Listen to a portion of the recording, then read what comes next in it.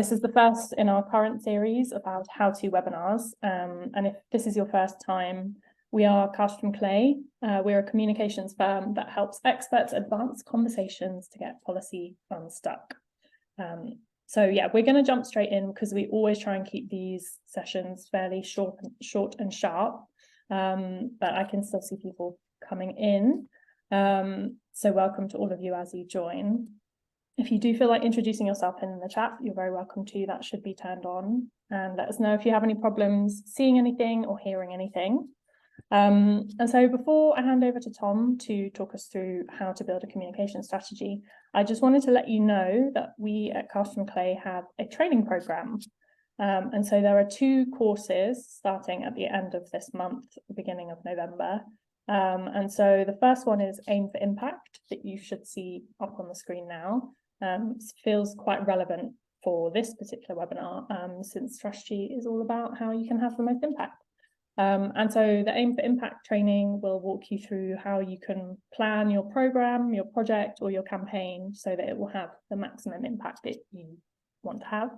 And the other training program that we have starting at the beginning of November is Communicate to Persuade, which is all about how to construct a compelling argument for the change that you wish to see through your work. And I will share a link in the chat to some more information about these 2 training programs that we're running at the end of the month once Tom has started.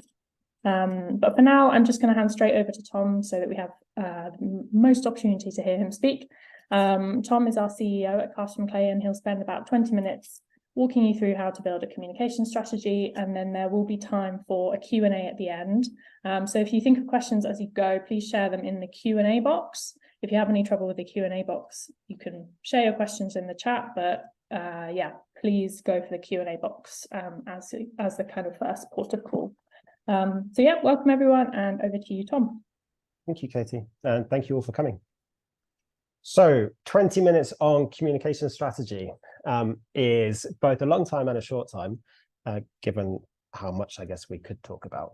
So I've set myself 2 goals for this session. The first is to frame how you think about strategy, and key in that is to give you a bunch of questions that we use a lot when we're doing communication strategy that will hopefully help you.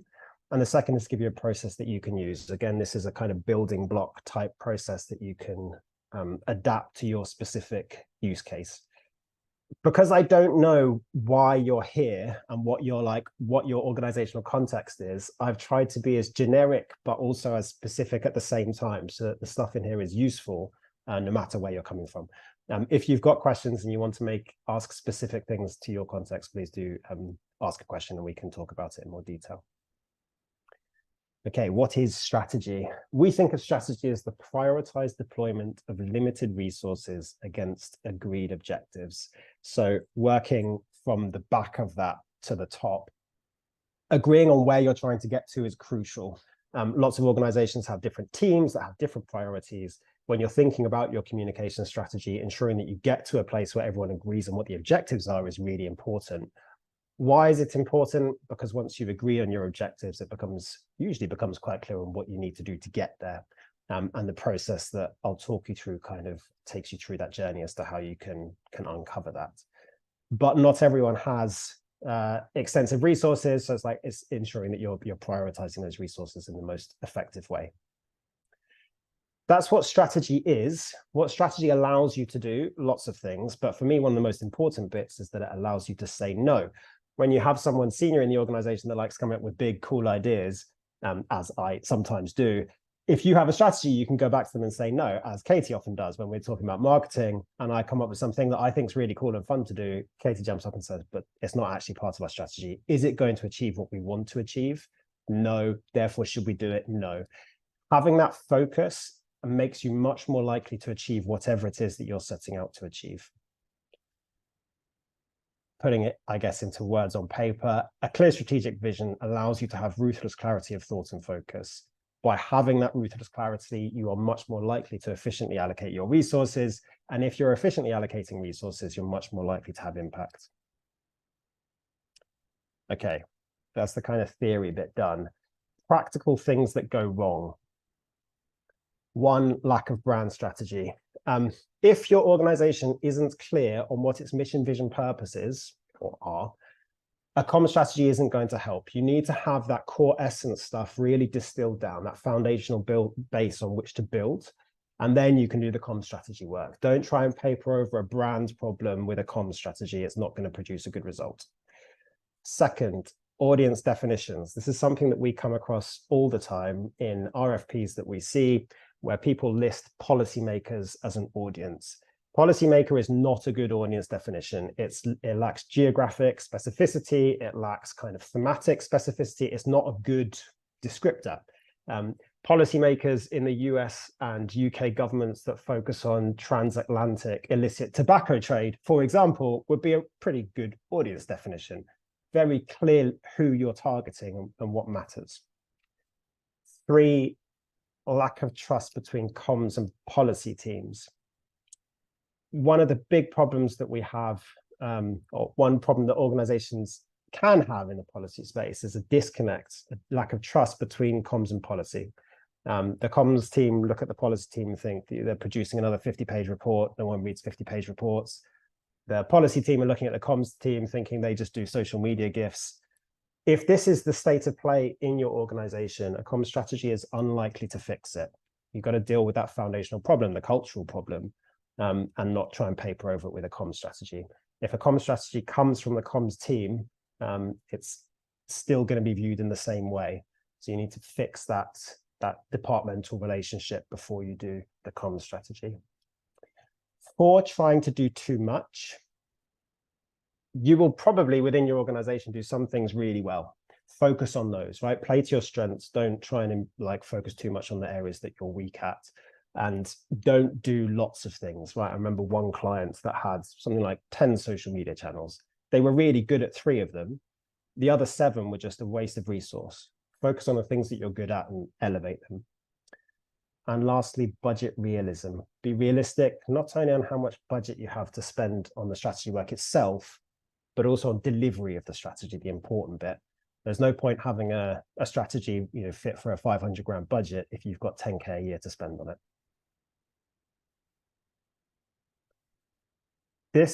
The Russian doll approach to strategy was something that I pulled together the last time we did this presentation. I quite like it because it gives you a visual way of kind of going through the layers of strategy.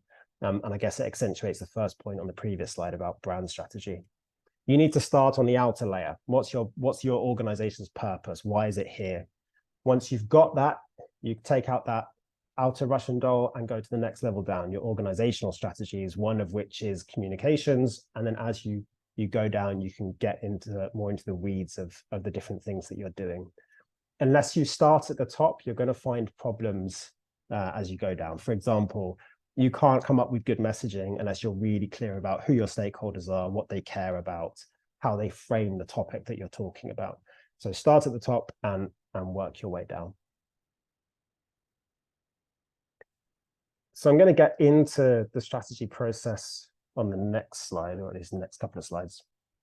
But before we do that, I think there are a bunch of questions that we find really helpful to ask our clients when we are starting a strategy project. First one, why are you doing this piece of work and why now? If an organization has started to think about doing an organizational communication strategy, that's normally not something that it's just come out of thin air, right? Something they've probably been thinking about for a while. What was the catalyst? What drove it to change that, to make this decision to do it? And the more you can identify that immediate catalyst, the more likely you are to be able to fix whatever that problem is. The second question is more about the future desired state, where you want to get to. So in 5 years, you're looking back at this project and you think that was an amazing project. Why? And that helps you questions 1 and 2 help you come in it from both sides. What's catalyzing the common strategy work, and where do you want to get to? 3, what's your audience prioritization? So again, going back to the Minister of Education policymaker question, yes, define your audiences, but also prioritize them. It helps you a lot if you do this at the outset and not when you're partway through the project. Why? Because you will have competing interests within an organization as to who's most important. And you will have to make decisions on how you're going to prioritize specific bits of communication. Who's messaging, like which messaging that targets which audience, for example, are you going to place on a higher kind of priority level? Having those conversations up front will help you a lot when you get into the weeds of the strategy. Fourth, who's the internal project sponsor? This is a crucially important point, especially if you're hiring a consultancy to come in and do the work.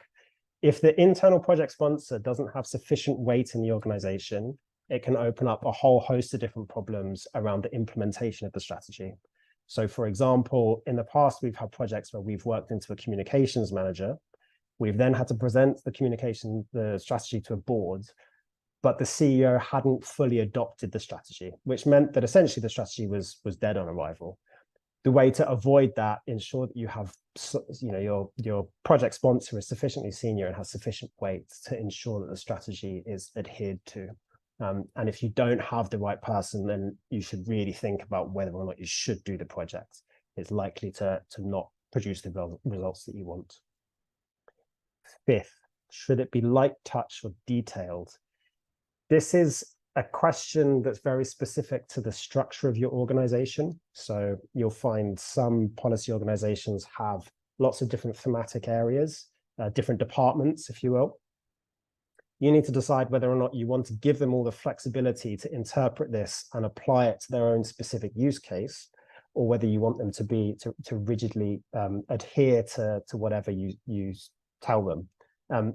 It's hard to give more context without knowing the context of where you work and what you're trying to do, but think about it up front and think about how you're going to approach that question. Okay, how do we do it? So I'm going to talk you through 4 blocks. I've put them in a certain order. You don't necessarily have to do it in this order. Feel free to play with it. And this is by no means unique to Cast from Clay, and this is something that I've certainly done in lots of other roles in terms of the different building blocks. But it will hopefully give you just a way of thinking about it. Landscape research. Why is landscape secondary research important? Because every organization is surrounded by other things, and you engage and interact with that context in different ways, as do your audiences. And unless you understand how they are going to perceive you in a landscape, in an environment, you're not going to create the best strategy for your organization. So start by looking at a handful of different organizations, including you. Look at the 5 to 10 things that really matter to you, that you're trying to get out of the strategy: positioning, messaging, channels, content, etc. And go have a look, see what everyone else is doing. What are your competitors doing well? What can you steal from their ideas? What do you think isn't working well? And compile this into some kind of deliverable with your key takeouts. What can you learn from it? You then need to take, or you can take that into some primary research. So test it, not just with internal audiences, but with external audiences. And look at the similarities and differences that each of these different audiences is giving you. So normally what we do here is we take the findings of the secondary research, use that to write a discussion guide. That discussion guide would be tailored to the different audience groups that you have. So your audience groups may be, some specific kind of policymaker that you're targeting, the transatlantic illicit tobacco trade ones, or whoever. Media, trade media that focus on that policy area, your funders that fund that kind of work, employees, potential new recruits, whoever it is that's important that you want to engage as part of this strategy. You want to have some generic questions that you're asking to all of them about how they perceive your brand versus your peers and versus your competitors, but also some specific things based on what you want from them, right? How you want to engage them. In your analysis, you want to look at the similarities across those audience groups, but you also want to look at the differences. Where do they conflict? And this is especially interesting when you start looking at conflicts between internal and external audiences, whether you get differences between senior members of your organization and as in senior management and boards and colleagues, and other kind of like inter-audience comparisons. You want to see whether the people are getting what they want from you. what do they want from your communications, and are they getting it? Are they getting it from other people? Where can you step up and deliver something better? Question 5 on here, if you could give them one thing to make them happy, what would it be? Is a nice way of getting people to focus on what it is they really want from you. And if you want to understand what they really value about you, ask them what would be lost if you disappeared tomorrow. And it will hopefully help them crystallize the kind of the core thing that you bring to the table that they don't get anywhere else. And that can be helpful for the strategy development. Okay, internal engagement. So I talked right at the beginning about strategy being important because it gives you the power to say no. If you want to say no to someone, normally you have to have earned the right to say no, right? You have to have some kind of credibility in their eyes to do that, at least in a professional context. Internal engagement is one of the ways that you can go about doing that.